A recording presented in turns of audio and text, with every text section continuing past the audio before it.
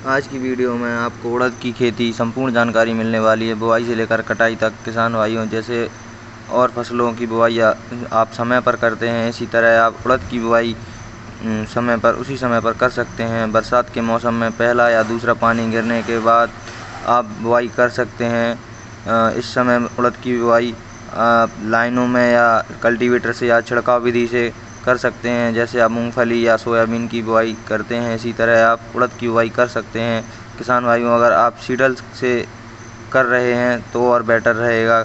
उड़द की फसल ढलान वाले खेतों में करना है, क्योंकि बरसात का पानी खेतों में भरा ना रहे। मिट्टी आप कोई सी भी हो, उड़द की खेती कर सकते हैं।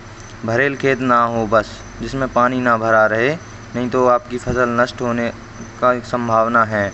गर्मियों में 60 से 65 दिन में तैयार हो जाती है यह फसल।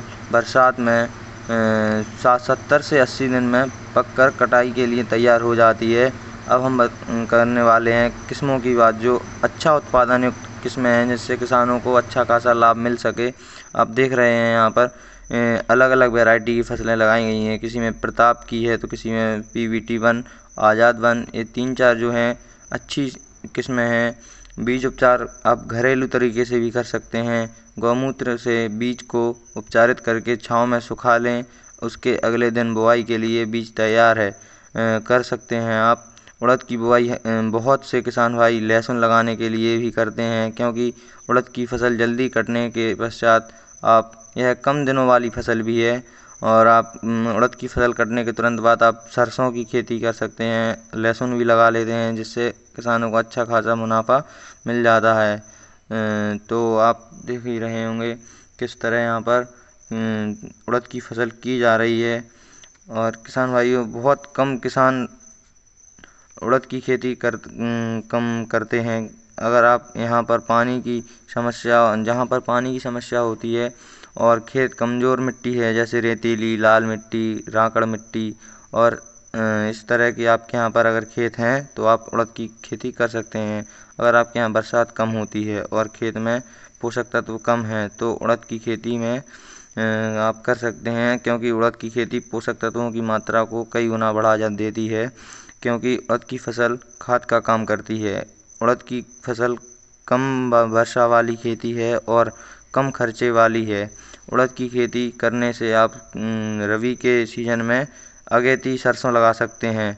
खासकर आप लहसुन तो लगा ही सकते हैं, जिससे किसानों को अधिक से अधिक मुनाफा मिल सके। किसान भाइयों, आप उड़द की बुआई कभी भी काली और दोमट मृदा में ना करें, क्योंकि इन मृदाओं में बरसात के मौसम में पानी है जो भरा रहता है और निकासी की समस्या आती है। और अगर आप ऐसा करते हैं काली मिट्टी में तो आपकी फसल नष्ट हो जाती है। ढलान वाले खेत में, पठारी क्षेत्रों में आप उड़द की खेती कर सकते हैं।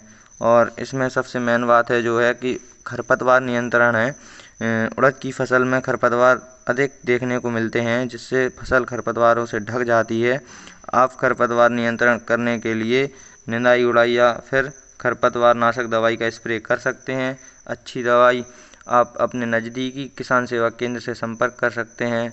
बीमारी की बात की जाए तो किसान भाइयों, ये कम दिनों वाली फसल है, जिससे कुछ गिनी चुनी ही बीमारी आती हैं। जैसे से पीला मोजेक वायरस है, जिसमें पीले पत्ते पड़ जाते हैं उड़द के, और फली छेदक है, सफ़ेद मक्खी है, एसिड जैसिड है, और वॉलवर्म है।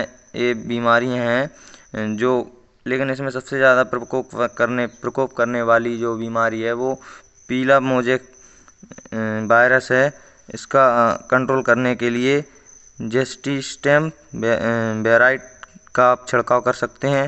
अतः आप बात करते हैं खाद कब देना है, कितना देना है। भाई, उड़द की फसल में खाद अन्य फसलों की मात्रा से कम यूज़ करना होता है। अगर आप खाद देना चाहते हैं तो आप यूरिया छिड़क सकते हैं। 30 से 35 दिन की फसल हो जाए आपकी उड़द की, तो इसमें 45 किलोग्राम प्रति एकड़ छिड़क सकते हैं।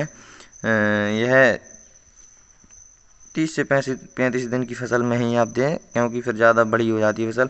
अब बात करते हैं कटाई की, तो आप मज़दूरों से या आप हार्वेस्टर से कटाई करा सकते हैं, क्योंकि हार्वेस्टर से कम कॉस्टिंग आती है और मजदूरों से ज़्यादा।